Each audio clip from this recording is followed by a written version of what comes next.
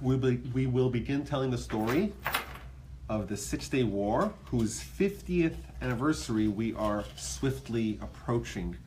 For Israel, the Six-Day War was a lopsided and miraculous victory. It gave them strategic depth and defendable borders that more than tripled in size. They conquered and reunified Jerusalem. It implanted within them a spirit of pride and security, but also false invincibility and arrogance that came back to bite them very harshly 6 years later during the Yom Kippur War. For the Arabs, it was a total and humiliating defeat, a loss they vowed to avenge. Now, the significance of this war cannot be overstated. All future Israeli-Arab relations were shaped by this conflict. It led to the War of Attrition immediately after, Yom Kippur War 6 years later, Black September 1970, and the Munich massacres of 1972 can directly be traced back to this conflict. On the positive side, it created the conditions for the Camp David Accords of the late 70s and the peace with Egypt in exchange for the territory gained. The various intifadas of the 80s and the 2000s, the Oslo Accords of 1993, the disengagement from Gaza in 2005 are all directly related to these 6 days in June in 1967. So what's the background to this war? We know in May of 1948, Israel declared itself a sovereign nation. The day after the Declaration of Independence, 5 Arab armies, Syria, Jordan, Egypt, Lebanon, and Iraq, declared war on Israel. This was an attempt to smother and squash the nascent state of Israel in infancy to not allow it to get its footing. At the end of this 13-month war, Israel ended up with all the land allocated to it by the 1947 United Nations Partition Plan, as well as about 60% of the land assigned to the Arab state, which of course never happened. Now, Jordan, called then Transjordan, they annexed the majority of the West Bank, and Egypt, they took control of the Gaza Strip. In 1956, the second Arab-Israeli war broke out, known as the Sinai Campaign, alternatively called the Suez Crisis. This was prompted by an Egyptian blockade of the Straits of Tiran, which is the access to Israeli ports through the Suez Canal and to Africa and Asia. Moreover, Egypt, they nationalized the Suez Canal, and there was an uptick of Arab Fedayeen attacks, these border incursions. In October of 1956, Egypt signed an agreement with Syria, and Jordan placed Nasser, the president of Egypt, in command of all 3 armies. 4 days later, Israel, with backing of France and Britain, they attacked. The war was a success. Israel captured the Sinai Desert and the Gaza Strip, but the ensuing diplomacy was an abject failure. All the territorial gains were reversed within 6 months in exchange for an Egyptian agreement to allow Israeli shipping through the Straits of Tiran and the Suez, and the installation of the UNIF, the United Nations Emergency Force, a UN peacekeeping force in Sinai to maintain peace. Now, in the decade between the 56 war and the 67 war, which is the subject of tonight's talk, it was a good decade for Israel. They were no longer facing existential threats. They became a major player on the international scene. Everyone recognized that the dream or the notion that Israel could be swiftly destroyed, that was vanquished, and it spent the decade nation building, building the economy, building the military. But also over the course of this decade, the conditions that led to the 6-day war took hold. In the Arab world, the 50s was a decade of upheaval, of revolutions, of seismic changes. In 1951, for example, one of the big players of the 6-day war is the King Hussein of Jordan. At the age of 15, he was with his grandfather, King Abdullah I of Jordan, and they're walking in Jerusalem to Friday prayers. And there's a gunman who attacks them. And the gunman was fearful that the grandfather, the king, would make peace with Israel, and he shot him and killed him. So 15-year-old Hussein starts chasing the guy down in the streets of Jerusalem. He turns and shoots him. The bullet ricochets off a medal on the uniform given to him by his grandfather. He survives, but his grandfather's dead. Now his father, Talal, he was mentally unwell. He was a schizophrenic. So he was king for 13 months until he had to abdicate the throne. So at the ripe age of 17, King Hussein becomes the king of Jordan. In 1952, there was an Egyptian military coup led by Gamal Abdel Nasser, who was the primary foe of the Israelis in the conflict. They overthrow the government. In 1956, he becomes president. And this was not limited to the immediate neighbors of Israel. In Iraq, for example, in 1958, King Faisal, there's a lot of King Faisals, but this particular Faisal II of Iraq, he was deposed, along with his family, brutally assassinated. They took them and paraded their bodies throughout the town. The prime minister of Iraq, he gets dressed up like a woman. He's trying to hide from the mob. They find him, and like wild animals, they just tear him to pieces. And then the government, now the revolutionary regime, was very weak. And of course, whenever there's a vacuum, the Soviets come and they put their foothold in that state. Of course, there was turmoil all over the Arab world. In Lebanon, there was a civil war. And Nasser had a thing for interfering with other Arab problems. He tried to assassinate the king of Jordan, King Hussein, several times. He did actually blow up a building that contained the prime minister. Pretty chaotic decade. Now, as we mentioned, the most important personality is Nasser, the president of Egypt. He's a very charismatic crowd pleaser. His speeches electrified the Arab world. He was a purveyor of relentless, bombastic rhetoric and hatred towards Israel. He was an expert manipulator. Somehow he managed to get funding from the Soviets and the Americans. I don't know how he managed to do that.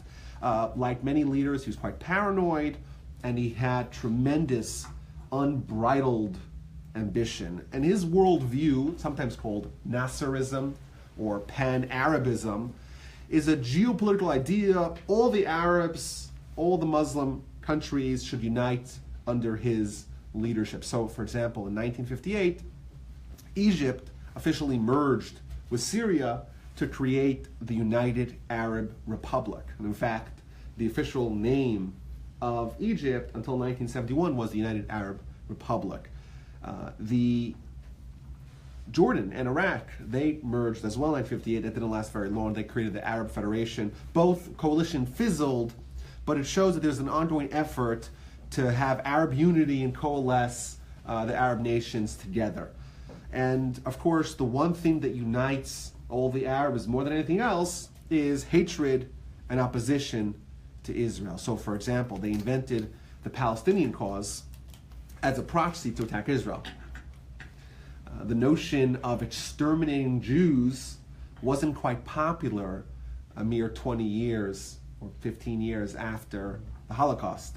So, in order to find a way to display and exhibit their hatred to Israel and the Jews, they created the Palestinians. Well, the Palestinians, they're suffering, and therefore it's a just cause to support, even if it means killing Jews along the way. And Nasser, we could go through his speeches, it would take us the whole time, but he was a very vitriolic spokesman against Israel. So just a few choice quotes. The only solution to Palestine, this is what he said in the United Nations, is that matters should return to the condition prevailing before the error, the Nakba, the disaster was committed, namely, we have to annul the state of Israel. In 1964, he said, "We swear to God that we shall not rest until we restore the Arab nation to Palestine and Palestine to the Arab nation in 1965, he asserted quite poetically, "Our path to Palestine will not be covered with a red carpet or with yellow sand. Our path to Palestine will be covered with blood. In order that we may liberate Palestine, the Arab nation must unite, the Arabs' armies must unite, and a unified plan of action must be established." He convened the Arab Summit, the Arab League Summit of 1964, when they founded the PLO, the Palestinian Liberation Organization, which was and still is essentially a terror organization. Right away, you could see that they used the Palestinians and the Palestinian plight as a proxy to attack Israel. So right away, attacks are launched from Jordan, from Gaza, from Syria, and supported by all the Arab countries, financially, logistically, and sort of a forerunner to today, where we have state-sponsored terrorism with Iran supporting Hezbollah, for example, to do the dirty work. And of course, these border incursions, these terrorist attacks would happen, followed by Israeli reprisals, and no different than the way it is today, the UN is entirely silent when Israel's attack, but when they retaliate, suddenly it climbs every tower and is so worried about innocent life. Now, King Hussein is also kind of sneaky in our story. He's duplicitous. Whenever there is a terrorist attack, he apologizes to the Israelis and he arrests the terrorists, but then quickly releases them as well once the brouhaha is over. He, throughout the 50s and 60s, was conducting secret negotiations with Israel. He fed them info about Nasser. Him and Nasser really had this frenemy thing going, but he refused to sign a peace treaty with Israel because he was scared that the Arabs would come after him. He, after all, was not native to the land. His grandfather was given the land by Churchill in the 20s, and he cared more about preserving his throne than anything else. In Syria, there were these ongoing bombardments from the Golan Heights that fire down on the kibbutz. They have the mountains, and they look down on all the shepherds and farmers and sporadically fire on them. And it was routine throughout the 50s and 60s where farmers and shepherds would get killed. It was regularly happened that children would sleep in bombshells. Now, ironically, the border between Israel and Egypt was mostly quiet thanks to the existence of the United Nations forces there, but the hostility and the rhetoric was fierce. Now, full-scale war almost broke out in 1964 and 65 over water. The Prime Minister at the time, Levi Eshkol, was also the Prime Minister during the Six-Day War. He's born Levi Shkolnik. He grew up religious. He went to yeshiva, abandoned religion in favor of Zionism, made Aliyah at 19, joined the labor movement and their leadership. He was an interesting fellow. He originated the joke, famous joke about Israel. How do you make a small fortune in Israel? Well, you immigrate and you arrive with a large fortune. That's how you make a small fortune. That was his joke. He was the Minister of Agriculture and Finance, and in 1963, Ben-Gurion, who was the founding father and the Prime Minister since the founding, he had to resign over a controversy called the Lavon Affair from the 50s, and Levi Eshkol became Prime Minister. Now, his conduct in the run-up to the war, Six-Day War, would be debated for decades. In modern times, his image has improved significantly. But arguably his greatest achievement as Prime Minister was overseeing the completion of the Israeli national water carrier, which was an enormous infrastructure of pipes to connect the Curated, the Sea of the Galilee, with the rest of the country to provide water from the north to the south and the center of the country. At the same conference, the Arab League Summit of 1964, they crafted a plan, the Arabs did, to divert 2 of the 3 water sources to the Jordan and prevent that flowing to the Curated, to the Sea of the Galilee, and thus parching Israel by withdrawing a huge chunk of their water supply. So the Chezbani and the Banyas, which are 2 rivers in Israel, northern Israel, that was the plan, to start diverting. So what they did was, the Lebanese in the Chesbani and the Banyas in Syria, they start diverting the water away from the Jordan towards their water basins. And Israel made it very clear that this would be tantamount to an act of war. So there's these engineers digging the canals and diverting the water away from the Jordan, and Israel comes with tanks and planes and long-range artillery and start attacking them. And it was clear that the Arabs did not want to have a large-scale war, so they stopped. But these exchanges of fire continued and indeed escalated. Another important factor that contributed to the Six-Day War was Russian-Soviet weaponry.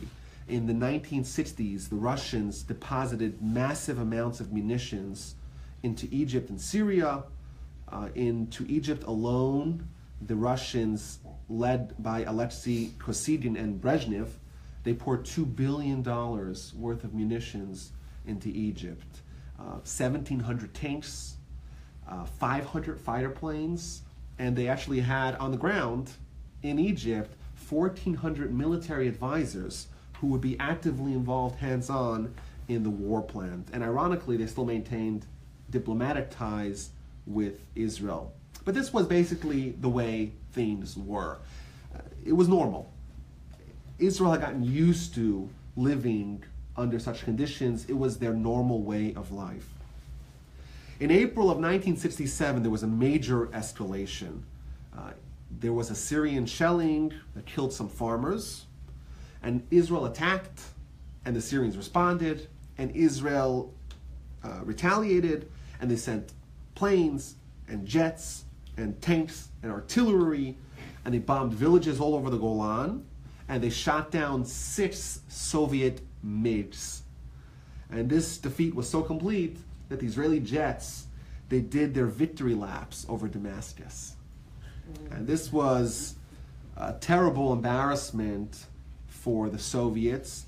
They were very paranoid over their image, the Soviet military might, and they essentially lost the war because their people, the Syrians, who they're aligned with, were so humiliatingly defeated. Now also, Israel made it clear that they would invade Syria and overthrow the government if these guerrilla tactics and these bombarding of civilians would continue. And the Soviets recognized that they had an opening. The Americans were preoccupied with Vietnam, and they figured if they could nip Israel, if they could attack and destroy Israel, they could eliminate America's presence in the Middle East. And what they started doing was feeding misinformation to the Syrians about a non-existent Israeli buildup on the border. And Israel offered to take the Syrian ambassador to bring him to the borders, bring him to the northern border in Syria, bring him to the southern border in Egypt, and show them that there is no escalation, but they weren't interested. They didn't want to come see it. And this ratcheted up the tension and the pressure, and Syria and Egypt, they invoke their peace treaty, their defense treaty. They start asking for assistance. And leading into May, there's dramatic and increased progressive escalations. So Syria begins to move their heavy weapons into the Golan. Egypt begins planning its move into Sinai. They have 1,000 tanks. They start rolling into the desert. They have 100,000 soldiers that they begin to march into Sinai. Now the problem is you still have the United Nations force there.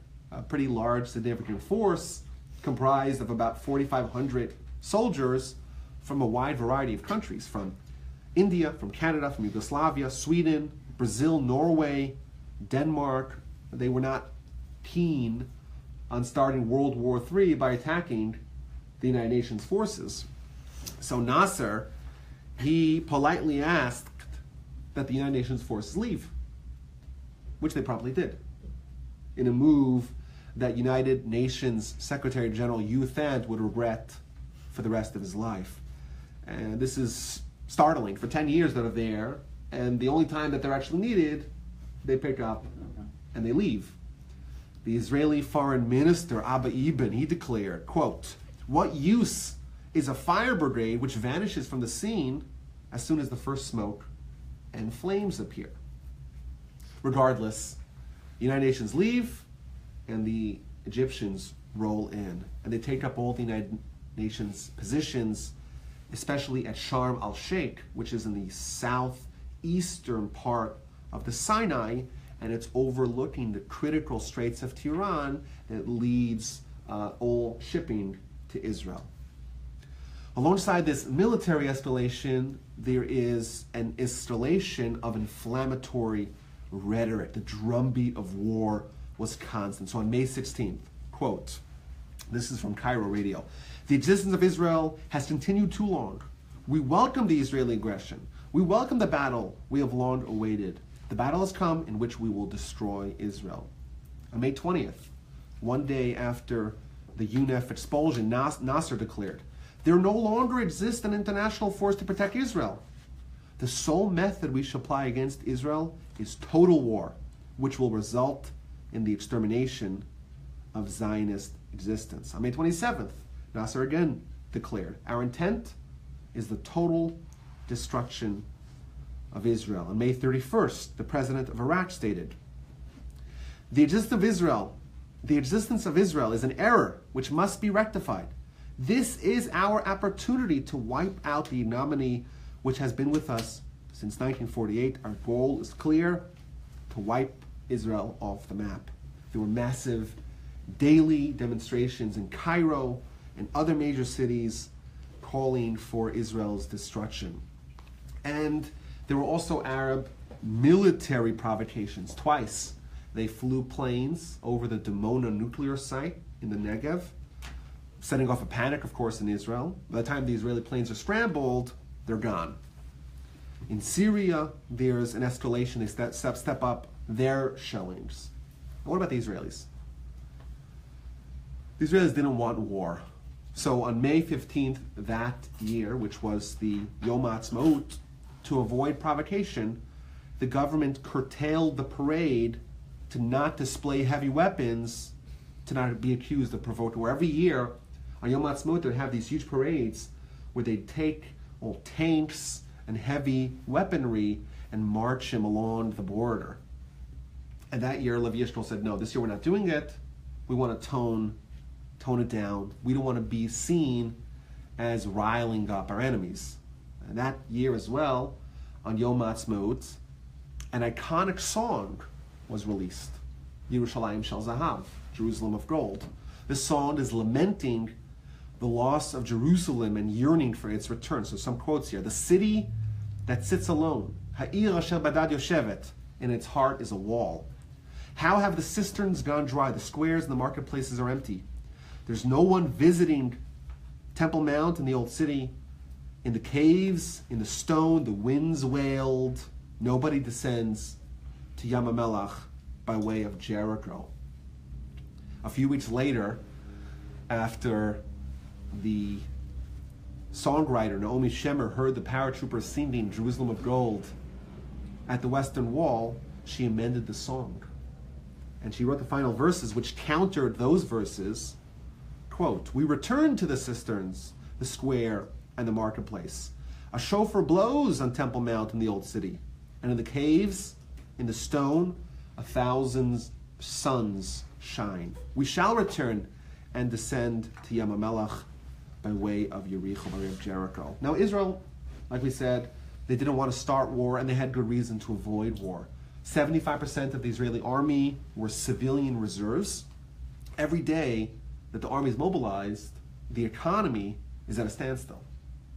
And the longer the army is mobilized, the more likely is the economy is going to totally grind to a halt. And indeed, a few years later is one of the reasons why they withheld from mobilizing during the Yom Kippur War, is because they recognized it's such a heavy price to pay to have a huge percent of the country's workforce just stop working unless you know for sure there's actually a war.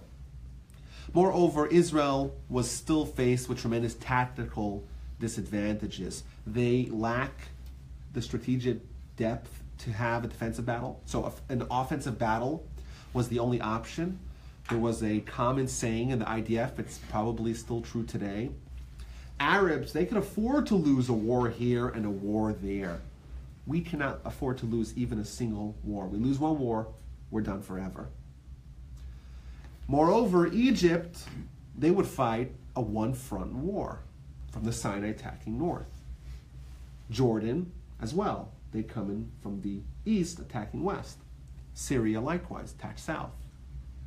Israel would be faced with a multi-front war, which is, of course, is more difficult. You have to allocate resources, and it's much more difficult. Regardless, in the beginning of May, Israel conducted a partial mobilization just in case.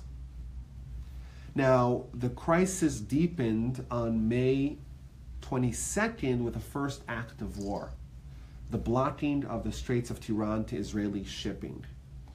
This was a violation of the armistice agreements of 1956, and it's essentially an act of war.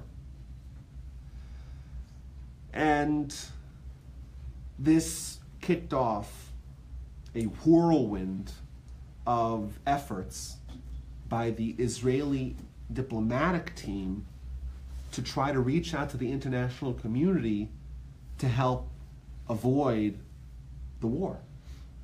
But every effort, every request was rebuffed.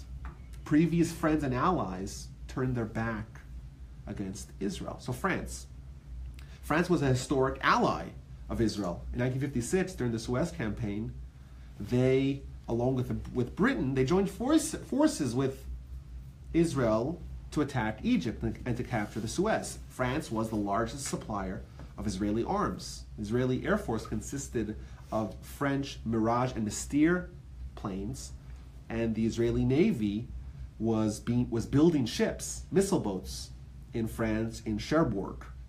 But in the run-up to the war, Abba Eban, the foreign minister, goes to speak to President de Gaulle, and he says to him, we have an agreement from 1957 where you guaranteed this armistice agreement will have rights to go through the Straits of Tiran. So what does de Gaulle tell him? De Gaulle has the gall to respond like this. Yeah, that was 1957. Now it's 1967. Which is particularly heartless, given that Abba Eban was actually the one who negotiated that particular agreement. And de Gaulle warns Israel, don't attack first. Whoever attacks first will be faced with a French arms embargo. And then he changed his mind. On June 2nd, before the war even starts, the war starts on June 5th, he declares an arms embargo against Israel. They didn't fire a single shot yet. Cut off the spigot.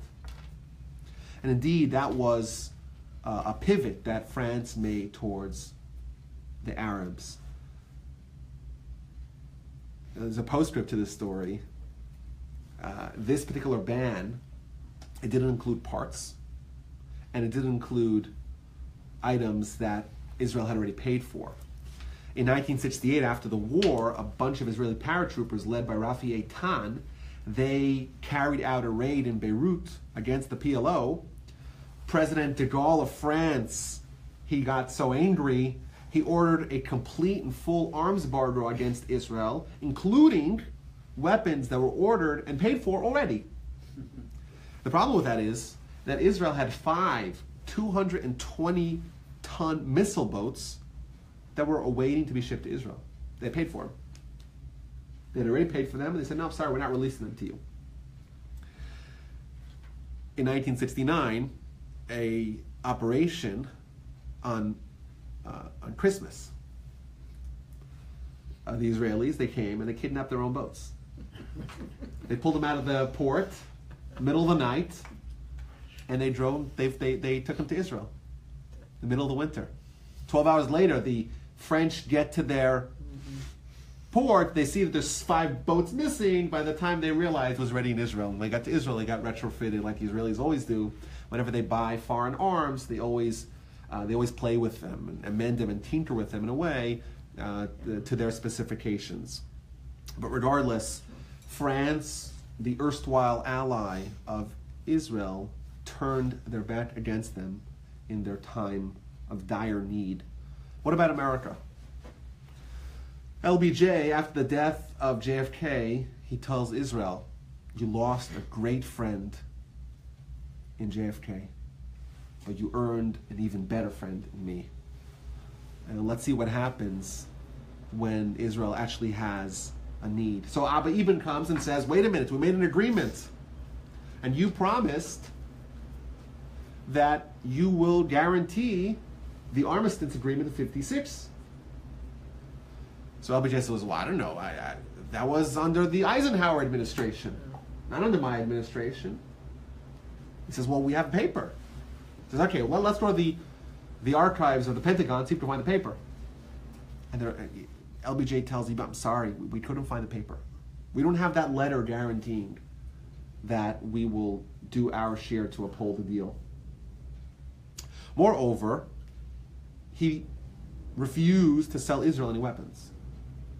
And he threatened sanctions against Israel if Israel attacked first. When Israel asked, well, maybe you could give us a security guarantee. If they attack us, will you guarantee our security? Will you guarantee to come to our defense? They wouldn't do it.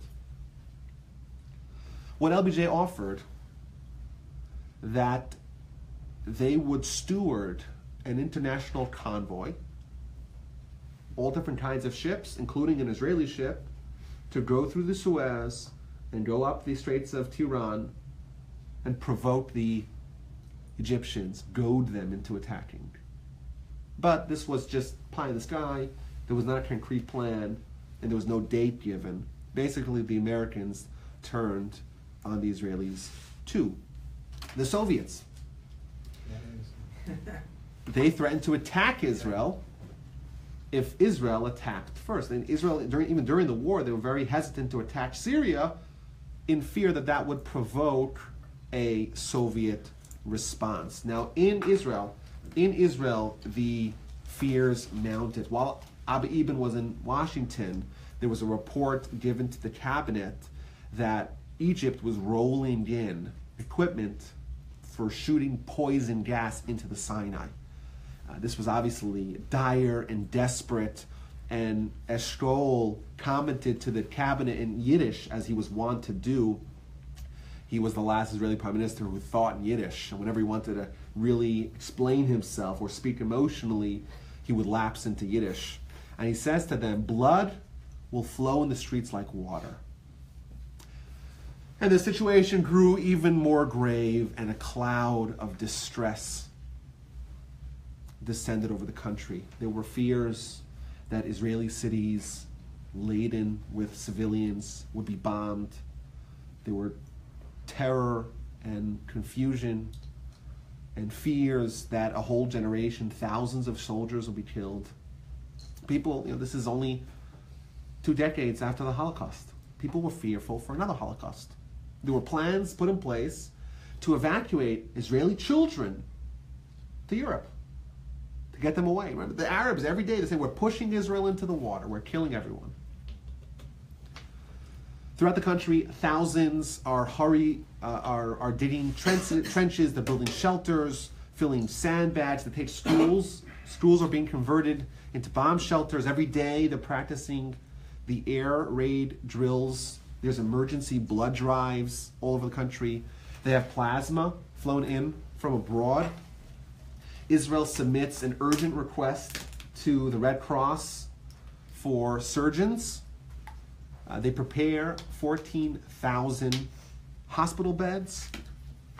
They prepare antidotes for poison gas victims. They stockpile food. And most ominously, around 10,000 graves are dug in public parks to accommodate the anticipated dead. Workers are urged to buy bonds, equivalent of 1 month's salary, to help pay for the war effort. Thankfully, support begins to flood in to Israel from concerned Jewish and non-Jewish communities all over the world. There's massive demonstrations in support of Israel held in New York City and in London. There's emergency fund drives to raise money for Israel all over the world. Scores of volunteers come to help with the efforts. There were so many of them that Israel said, enough volunteers, just give us young men who are unmarried. That's the only ones that we want. And of course, non-Jews as well contributed, and most ironically, Germany. They shipped Israel 20,000 American-made gas masks to help fend off an anticipated poison gas attack. There's an exodus from the country. Whoever can leave, flees. I know my grandfather had a yeshiva. Yeshiva consisted of many students from all over the world. And the students that were not local to Israel, my grandfather encouraged them to flee. And they actually established a proxy, another yeshiva in Antwerp, where half the students left, and they established a yeshiva there to study together while they're away in Europe. My grandfather also sent his writings with them. He thought it was over for everyone in Israel. There was a joke at the time that there was a sign hanging in Lod airport saying, if you're the last person to leave the country, don't forget to turn off the lights. That was the joke of the time. And the problem was, one of the things that compounded this fear and confusion was that the government was not doing anything. There was inaction, there was indecisiveness, there was disagreement, and the government itself was torn, and the cabinet was torn. We know this now.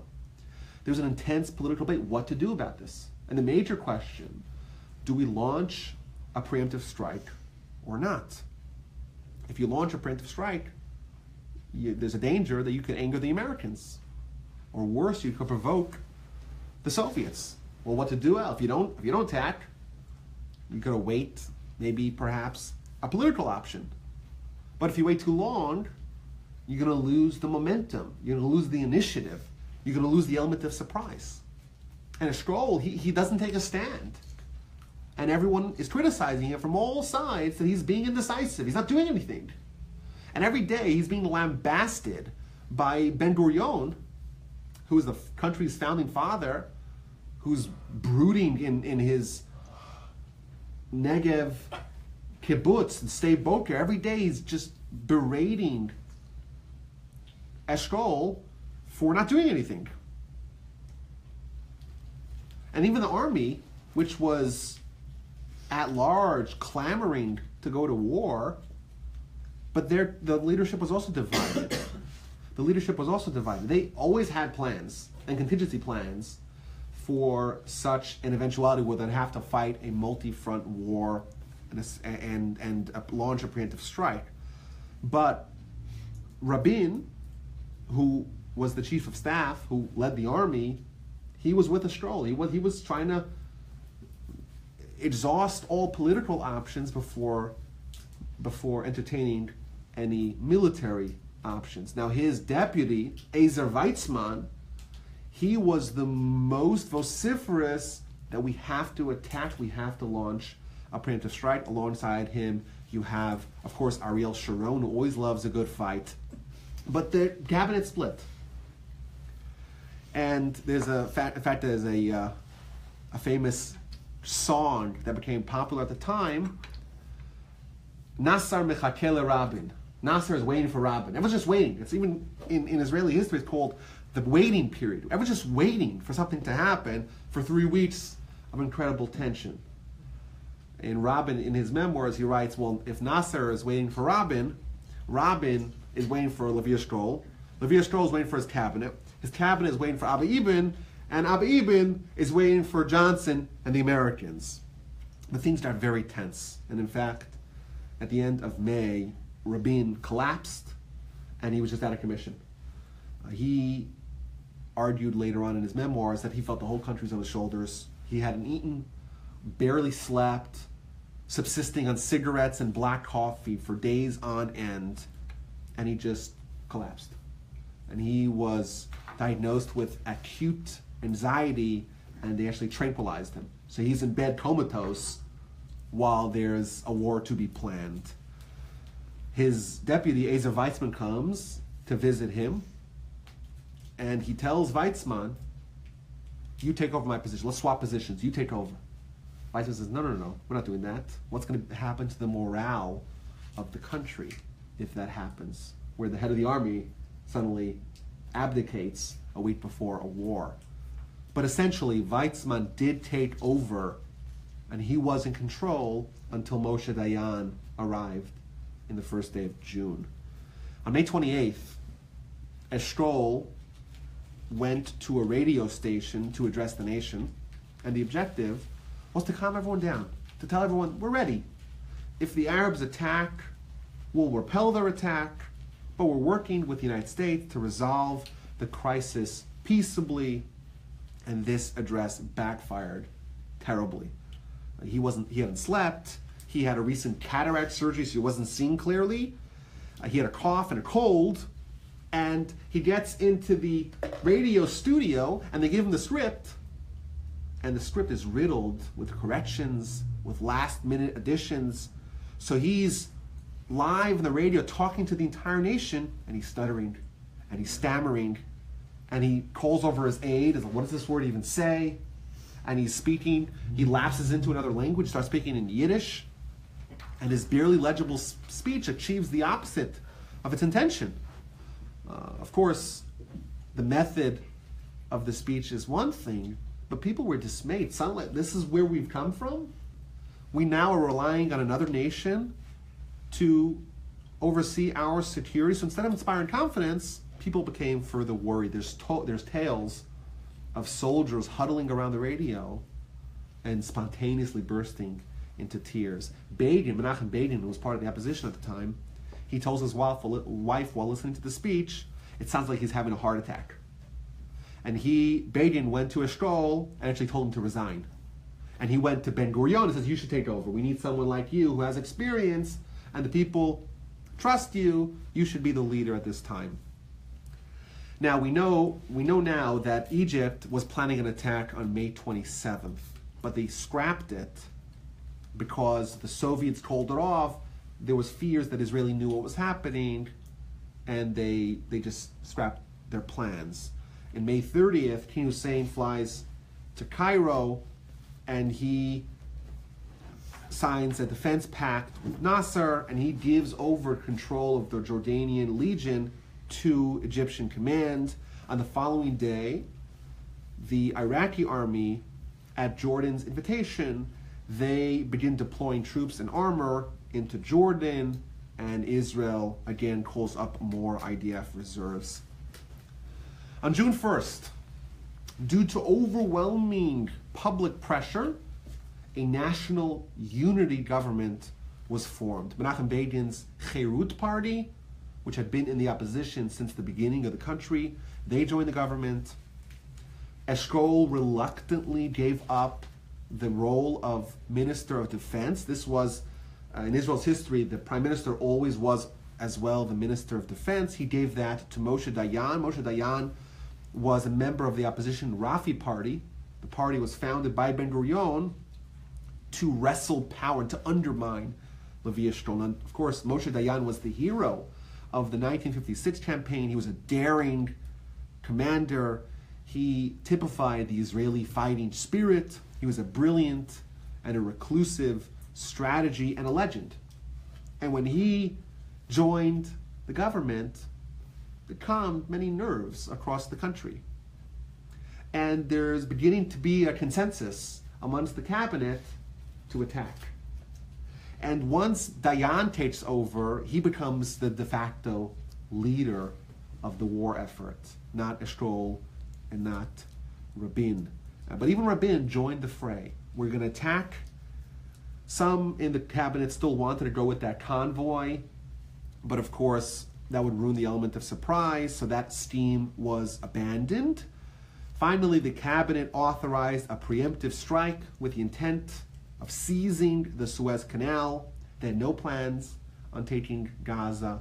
They had no plans on taking Jerusalem. And they assumed that internationally imposed sanctions will happen within 72 hours.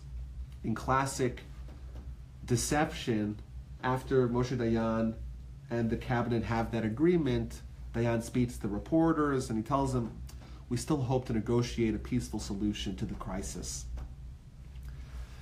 After the war, Hussein and Nasser, they hatched a plan to blame the humiliating defeat on the Americans and the British. They said that they colluded and they joined forces. It wasn't Israeli planes that destroyed us, it was American planes. Now, interestingly, Israelis, they actually tapped that creature, actually listened to the conversation on YouTube. They tapped that phone call, so they have evidence this was a hatched scheme.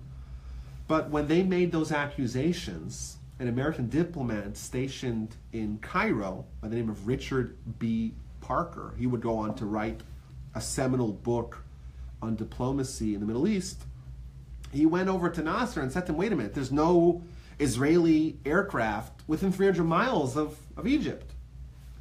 So Nasser tells him, there's no way they could have done this without help. And it was either you or the British, and we think it was you. That's what he tells the American diplomat. And the truth is that Nasser was right. The Israelis could not have done it without help. The odds were completely stacked against them. And without help, they would have surely faltered. But they didn't get help from the British. They didn't get help from the Americans. It's likely that the Americans were helping the enemies with the USS Liberty, more of that next week. But they did get help from the Almighty.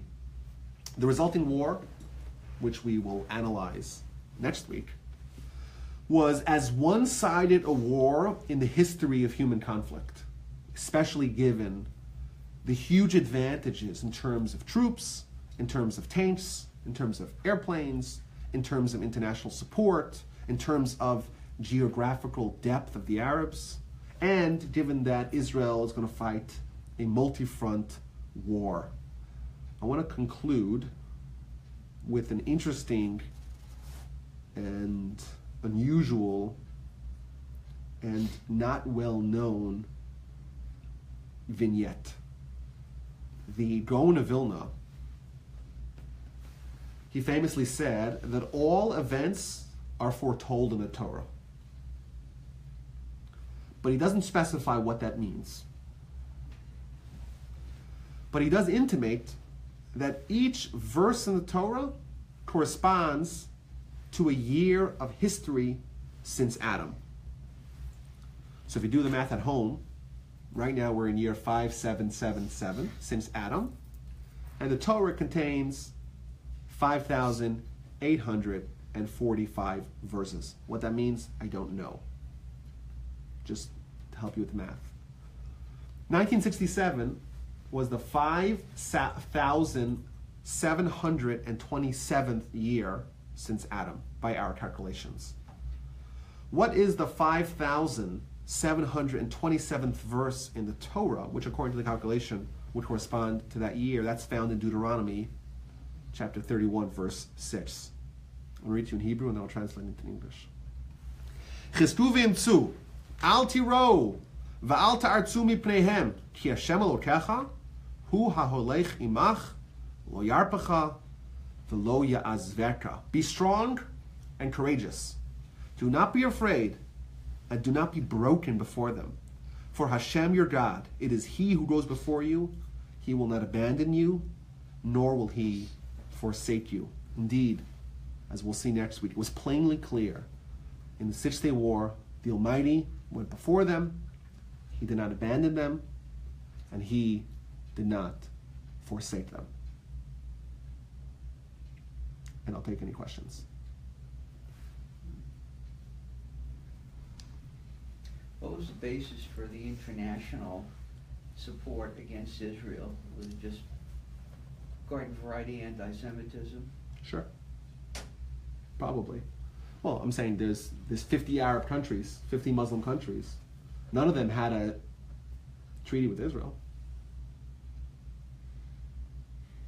But what about the United States and Johnson? I never knew about any of this stuff.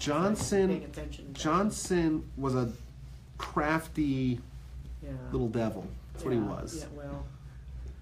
He, I don't know. Was he an anti-Semite? I don't think he was an anti-Semite. Now, Johnson actually, during the Second World War, tried to get a ship of Jews into Galveston. Maybe. I don't think he was an anti-Semite. I think he was probably acting in what he thought was America's best interest. It's hard to know. It's hard to know what things are like and what the players are. And there's more players, of course. There's more details and the intrigue in the story. I would advise you. My sources on this primarily are the one book, which I think is the best single volume history of the Six-Day War, called 6 Days of War by Michael Oren. He's actually Chaver Knesset now. And there's another stellar book called The Arab-Israeli Wars by Chaim Herzog, who was the president of Israel, and he partook in every one of the Israeli-Arab wars. So a lot of detail and all the intrigue and all the fighting back and forth and all the cabinet and all the chaos and all the stuff with the Americans and all of Abba Eben's exploits. It's a fascinating story. So when the war started, was there any backup from anybody in the world to help Israel? They were alone. They were alone. They were alone. They had the Almighty, so that's good enough. That's unbelievable. But they didn't have any resources. Oh, they had resources. The army was fully stocked. But I mean, once. People didn't know how strong the army was. But even the army was facing, they had 170 planes. Just Egypt alone had 500. Much less the Syrians and the Jordanians and the Iraqis and everyone else. And of course the Russians. I think that the role of Britain is very interesting here. I'm not surprised about de Gaulle, because de Gaulle, he was, but I'm surprised that the British abandoned the Jews. Again. After 20 years before. Hard to know. It's hard to know. Very curious. I'm not surprised about the French, though. No, sorry to say. So, Rabbi, so you had Jordan, Egypt, Iraq? Well, Iraq doesn't share a border with Israel, but Iraq joined, they came later, but they joined with Jordan. They were actually, surprisingly, in the war itself, of all the Arab armies, the Egyptians didn't put up a fight at all. They did not, the Egyptians? Not at all. Well, they were taken surprise and caught with their pants down. So But the Jordanians put up the best fight, and the Iraqis were more clever than you would expect. I mean, they were fighting the Jordanians in Jerusalem. Yes, that's right. did they start? Oh, it's a cliffhanger. Oh. We're gonna find out next week. I can't tell you what happens. It's a cliffhanger. Okay. That's why Very you interesting. You have to come back next week. That's right. Yeah. Exactly. Right. And next week, it's likely that we're going to do a longer class because I want to tell the story. So it might be an hour, it might be 2 hours. We'll see. We'll see. But this is the 50th anniversary. So sorry, I read that, I don't know if it was, that after the Israel was starting to push, back, and after they started to claim the land, that the Russians actually, I don't know how far it was into it, but they said that if you don't stop, we're going to attack you. yeah. And they were the only ones that really, I don't know if they were the primary reason why Israel stopped, but that's what I read, that There was a lot of fear about the Russians. because they said that we will attack you if you don't stop. Yeah, but your drive on the area. into Damascus, Which is they why- stopped. They stopped after.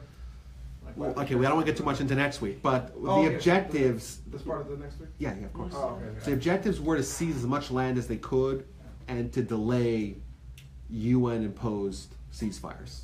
That was the objective, and we'll see how kind of the conditions of the war and how that contributed towards the actual agreement of the ceasefire, because normally Russia would have demanded that the ceasefire with return to pre-war boundaries, but they didn't, which is why Israel has the Golan Heights, which they captured, why they got the West Bank, which they still have, and why they got the Sinai, which they gave back, but they gave back for peace. Okay, this was a Great lot of fun. class, great class.